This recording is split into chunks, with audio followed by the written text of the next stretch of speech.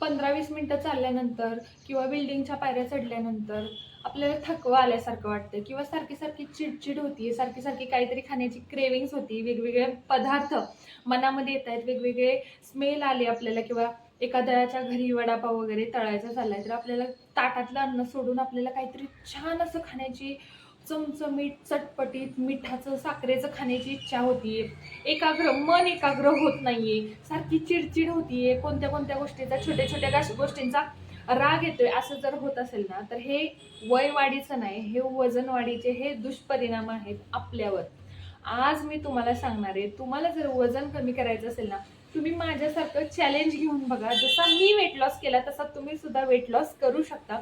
तुम्ही स्वतःला 30 दिवसांचं जर चॅलेंज दिलं तर तुमच्या शरीरात काय काय बदल होतील हे मी माझ्या बदलावरून तुम्हाला आज सांगणार आहे. आजच्या व्हिडिओमध्ये मी तुम्हाला 30 दिवस जर साखर सोडली तर काय होतं आपल्या शरीरामध्ये, आणि सगळ्यात महत्त्वाचं म्हणजे साखरेला आपल्याकडे काय काय ऑप्शन्स आहेत ते या व्हिडिओमध्ये सांगणार आहे. त्याआधी नमस्कार मंडळी, मी भाग्यश्री स्वागत करते तुमचं आपल्या मॉम्स किचन जॉय या यूट्यूब चॅनलवर. तुम्ही स्क्रीनवर माझे फोटो बघत असाल, मी आधी कशी होते आणि मला एकदा टेक्निक लक्षात आली की वजन कसं कमी करायचं. हळूहळू ती टेक्निक मी वापरत गेले आणि मला नंतर समजलं की माझ्या शरीराला काय सूट करतंय आणि मी काय योग्य घेतेय, काय अयोग्य घेतेय, आणि त्याचमुळं मी माझा 16 किलो वेट लॉस केला. तुम्ही जर या चॅनलवर नवीन असाल तर व्हिडिओ पूर्ण बघा. पूर्ण व्हिडिओ बघितल्यानंतर जर तुम्हाला व्हिडिओ आपलासा वाटला, आवडला, खरं वाटलं तरच तुम्ही चॅनलला सबस्क्राईब करा. बाकी एक कमेंट करा ज्याच्यामध्ये तुम्ही मला सजेशन्स देत जा, पुढचा टॉपिक देत जा. तुम्ही जसे टॉपिक देतात त्याच्यावरच मी व्हिडिओ बनवत असते. चला तर मग मी आता सुरुवात करते. सगळ्यात महत्त्वाचं म्हणजे जेव्हा आपल्याला साखरेची सवय लागलेली असते, तुम्ही सकाळी उठल्यानंतर 7 वाजता 4 बदाम आणि 1 ब्लॅक कॉफी घेऊन बघा, आणि दुसऱ्या दिवशी त्याच 7 वाजता तुम्ही 1 कप भरून चहा, त्याच्याबरोबर 4-5 बिस्किट हे घेऊन बघा. आदल्या दिवशी तुम्ही बघा आणि दुसऱ्या दिवशी तुम्ही बघा. आदल्या दिवशी तुम्हाला 4 बदाम आणि एका ब्लॅक कॉफीवर तुम्ही 10 पर्यंत नाश्त्याला वाट बघू शकता. पण तेच दुसऱ्या दिवशी तुम्ही 7 वाजता 1 कप भरून चहा, बिस्किट खाल्ले तरी पण तुम्हाला 8-8:30 पासून पोटामध्ये आग पडायला लागते. तुम्हाला भूक लागल्यासारखं वाटतं, तुम्हाला पोटात आग पडते, चक्कर आल्यासारखं वाटतं, काहीतरी खावंसं वाटतं. हे होतं साखरेमुळं. दुसरी गोष्ट, सगळ्यात महत्त्वाची आहे ती गोष्ट, पोटावरील चरबी, अंगावरील चरबी, शरीरावरील सूज हे फक्त होतं साखरेमुळं. जेव्हा सुरुवातीला मी वजन कमी करायला सुरुवात केली तेव्हा माझ्या वजनामध्ये नाही बदल झाला. तुम्ही पण बघितलं असेल की माझा चेहरा जो फोटोमध्ये तुम्हाला दिसते, माझे असे गाल होते, एवढे फुगीर माझे गाल होते, मला डबल चिन होते. हां, अनुवंशिक माझे थोडेसे गाल फुगीरच आहेत, पण त्यापेक्षा माझे गाल, जेव्हा मला साखरेची, कारण मी ऑफिस करायचे, मला सारखं काहीतरी खाण्याची सवय होती आणि मला गोड आवडतं, त्यामुळे मला गोडाची सवय असल्यामुळे माझं शरीर फुगत गेलं. वजन वाढण्यापेक्षा म्हणजे माझं शरीर सुजत गेलं. आणि हीच सूज कमी होण्यासाठी जेव्हा मी साखर कमी केली तेव्हा माझ्या लक्षात आलं की माझा पहिला परिणाम झाला तो माझ्या चेहऱ्यावर. त्यामुळे साखरेमुळं ना आपली जी अंगावरची सूज आहे ना ती कमी होते. आता साखरेचं सांगायचं झालं ना तर साखरेमध्ये कॅलरीज जास्त असतात. साखरेमुळं मधुमेह होतो, तोटाच आहे. साखरेमुळं पोटाची चरबी वाढते. सगळ्यात पहिला परिणाम होतो ना तो होतो पोटाच्या चरबीवर, आणि सगळ्यात लास्ट जी जळते ना ती पोटाची चरबी. तुम्ही वजन कमी करायला सुरुवात करा, तुमचा पहिल्यांदा चेहरा कमी होणार, तुमची मान छान दिसायला लागणार, तुमचे शोल्डर्स, तुमचं शरीर बारीक व्हायला लागणार, पण तुमचे पोट आणि तुमच्या मांड्या ह्या तुम्हाला त्रास देतात जर तुम्ही साखरेचं प्रमाण कमी केलं नाही तर. आता मी माझं स्वतःचं सांगते, माझं शिक्षण झालेलं आहे. मला साखरेची इतकी आवड म्हणजे मला क्रीमची बिस्किटं किंवा आपली खारी, चहा किंवा दूध म्हणलं तरी मी साखरच घालून प्यायची. दही म्हणलं तरी मला विदाऊट शुगर आवडत नाही, विदाऊट शुगर.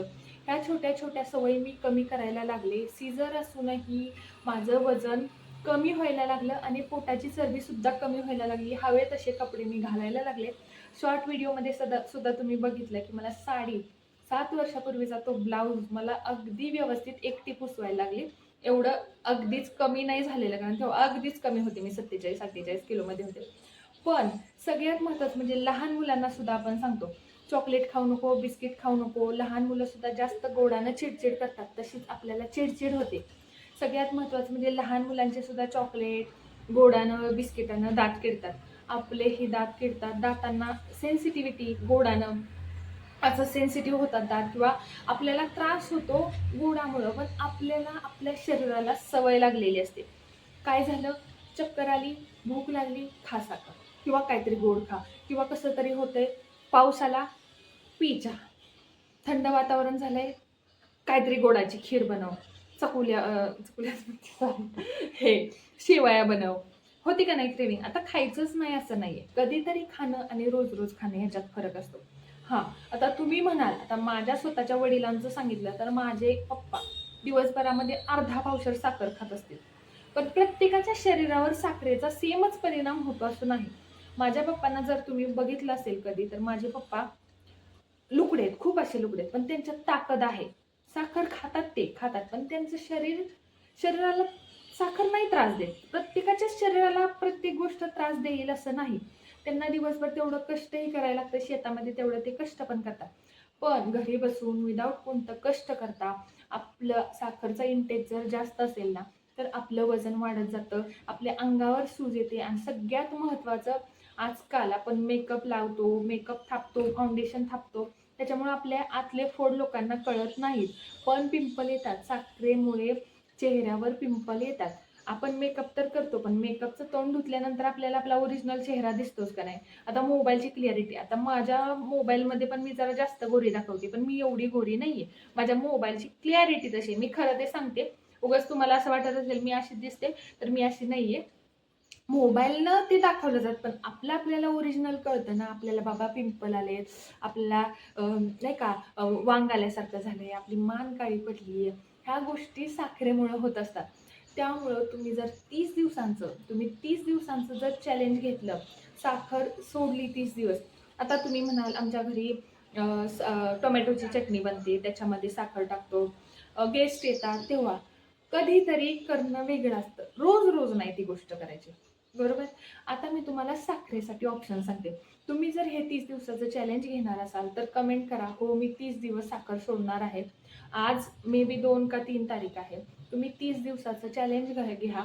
1 ऑगस्ट 2 ऑगस्टला तुम्ही स्वतः कमेंट करा की मला भूक जास्त लागत नाही, मला क्रेविंग जास्त होत नाही, मला चिडचिड होत नाही, मला थकवा येत नाही, हे सगळं साखरेमुळे होतं.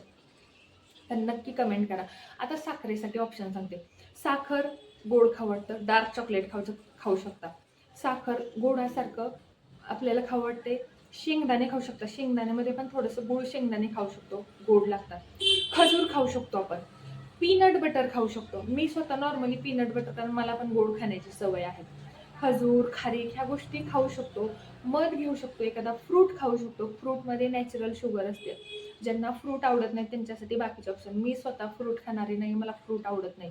मला फ्रूट आवडतात, पण गावाकडचे आवडतात, ते की इथं मिळत नाही. आता सगळ्यात महत्त्वाची गोष्ट म्हणजे साखर सोडायला गेलं की त्रास व्हायला लागतो. आपल्याला असं वाटतं की आज साखर खाल्ली नाही, मग माझ्या शरीरात काहीतरी कमी पडतंय, मला थकवा आल्यासारखं होते, मला चिडचिड होती, मला काहीतरी खाण्याची खूप इच्छा होती, चव येते, मला मला सहनच होत नाही साखर. हे ना, आपल्याला साखरेची लत लागलेली असते, साखरेची नशा लागलेली असते, नशा. त्यामुळे असं होतं. माझं स्वतःचं घ्याल ना, माझा जरी घसा बसला ना तरी मी चहा करते. हे आपण मनुष्य जात आहे, बरोबर आहे. आपल्या स्वतःवर कंट्रोल राहत नाही. पण थोडासा वजन कमी करण्यासाठी, आता माझं कसं झालंय, आता माझं वजन कमी झालंय, त्यामुळे मला टेक्निक माहिती आहे की आज मी जरी साखर खाल्ली तरी पुढच्या 2 दिवसात काय करायचं. त्यामुळे मला हे कसं, मी स्वतः वेट लॉस केलेला आहे, त्यामुळे मला अंदाज आलाय की बाबा माझ्याकडून आज हे चुकीचं पोटात गेलंय, उद्या काय करायचं. पावभाजी खाते मी, मिसळ पाव खाते, पिझ्झा खाते, पण ह्याचा बेस वेगळा असतो पिझ्झाचा. मी आपला ह्याचा काय म्हणतो, मूग डाळीचा पिझ्झा करून खाते. पण सॉसेस तर जातातच ना पोटात. असं नाही की सॉस मी घरीच बनवते, कधी घरी बनवते, कधी वरचा, कारण लहान मुलांसाठी असतं ते, परत मागतात, त्यांच्यासाठी करावं लागतं, राहिलेलं आपल्याला खावं लागतं, बरोबर. पाहुणे आले, खीर बनवली जाते, दुसऱ्याच्या घरी गेलं चहा पिला जातो, आपल्या घरी 4 पाहुणे आले त्यांच्याबरोबर चहा प्यायला लागतो. पण मला अंदाजा आलेला आहे की बाबा एखाद्या कार्यक्रमाला, आता मी कार्यक्रमाला जाणार आहे, साडी घालणारे वगैरे, तुम्हाला व्हिडिओ मी दाखवेलच की माझी तब्येत किती अजून बारीक झाली आहे. पण प्रॉब्लेम काय येतो माहिती आहे का, आपल्याला असं वाटतं की एक दिवस नाही आज खाल्ली गेली साखर, जाऊ दे मोडलं, खाऊया उद्यापासून, आपण असं करतो. एक दिवस मोडलं की आपण पूर्ण न पुढं मोडतच जातो. त्यामुळं तुम्ही 30 दिवसांचं, फक्त 30 दिवसांचं एकदा चॅलेंज घेऊन बघा. कंट्रोल म्हणजे कंट्रोलच ठेवायचा, नाही म्हणजे नाहीच. तुम्हाला पाहुण्यांच्यात जायचंय ना, आता सपोज गेलंय पाहुण्याच्यात, तुम्ही त्यांना साखर नाही म्हणायचं, माझे दात सेन्सिटिव्ह आहेत, मला त्रास होतो साखरेनं, मला दातांना माझ्या जमत नाही, असं काहीतरी खोटं बोलून द्यायचं. थोडंसं आपल्या शरीरासाठी खोटं बोललेलं पण चांगलं असतं. किंवा आता सपोज आपल्या घरी पाहुणे आले, त्यांच्यासाठी खीर बनवायची, त्यांना वाटी वाटी भरून खीर द्यायची. आता पाहुणे आले, असं नाही की दुसऱ्याला साखर देते म्हणजे वाईट देते, असं नाही. आपल्या भारतीय संस्कृतीत आहे ते आपल्याला फॉलो करायला लागतं. आपण सगळ्यांना खीर दिली, आपल्याला चमच्यावरच खीर द्यायची, त्यांचं आपल्याकडे लक्षच नाही गेलं पाहिजे. असंही कुणी दुसऱ्याच ताटाकडे लक्ष देत नाही, किंवा तुम्ही खीर घ्या वगैरे म्हणला तरी हो घेते म्हणायचं, पण घ्यायचीच नाही, चमच्यावरच खीर खायची, असं मी स्वतः फॉलो केलेलं आहे. कारण कसं होतं, आपलं वजन आपल्याला कमी करायचं हे जगाला कळू द्यायचं नाही, अजिबात सुद्धा कळू द्यायचं नाही. 4 लोक असणार, तुम्ही वेट लॉस स्टार्ट केलाय, सांगितले की ते तुम्हाला टोमणे मारायला येणार. तुम्ही 4 दिवसांनी बंद केलं की ते 100 वेळा तुम्हाला येऊन म्हणणार किती कमी झालं, किती कमी झालं. त्यामुळे जगाला अजिबात सांगत बसायचं, अजिबात नाही. माझं ऐका, मला जे अनुभव आहेत ना ते तुम्हाला सांगत असते. असे लोक असतात जे तुम्हाला चिडवतात, त्यामुळे तुमचा कॉन्फिडन्स डाऊन होतो. असं नाही की सगळेच चिडवतात, तुमचा कॉन्फिडन्स अप करणारे सुद्धा लोक असतात, पण डाऊन करणारे सुद्धा असतात. आणि आजकालची जनरेशन, आजकालचे आजूबाजूचे लोक असे झालेले आहेत ना, तुमच्या चांगल्यामध्ये नाही कोणी बोलायला येणार, पण वाईटात लगेच येतात. बरोबर आहे का नाही? हे कमेंट करून मला सांगा. असे खूप आजूबाजूला लोक असतात. त्यामुळे तुम्हाला वजन कमी करायचं ना, ते तुमच्या पुरतं ठेवा. जगाला सांगत बसून, इव्हन घरातल्यांना सुद्धा सांगू नका. तुमचं कारण आपण वजन कमी करतोय घरातलंच खाऊन करतोय. तुम्हाला माहिती आहे, मी माझं वजन घरातलंच खाऊन कमी केलेलं आहे. त्यामुळे कुणाला सांगत बसायचं नाही. स्वतः मनाला प्रामाणिकपणे 30 दिवसांचं एकदा चॅलेंज घेऊन बघा. तुम्हाला पण, तुम्ही कमेंट करता ना, ताई आता तुझ्याकडे बघून जलन होतीये, बरोबर आहे की नाही? मग आता ती जलन मला तुमच्याकडे बघून झाली पाहिजे. तुम्ही मला इंस्टाग्रामला तुमचे आधीचे आणि नंतरचे फोटो पाठवतात मला, 2-3 जणींनी पाठवले. तुम्ही पाठवत जा, मला पण बघून आनंद होतो. मी काय तुमचे फोटो वगैरे शेअर करणार नाही. भले तुम्ही किती वजन कमी झाले हे तुम्ही कमेंटमध्ये सांगा, पण मला फोटोमधून पण कळतं. 1-2-3 ताईंनी सांगितलेलं आहे, त्यांचे फोटो पण पाठवले. फोटो नाही पाठवले तर चालेल, पण किती कमी झालेले आहे हे तुम्ही नक्की सांगत जा. कारण तुमच्या कमेंटमुळं बाकीच्यांचा पण कॉन्फिडन्स वाढत असतो. बाकी व्हिडिओ कसा वाटला कमेंट करून नक्की सांगा, आणि आपल्या चॅनलला नक्की सबस्क्राईब करा. Thank you, bye bye.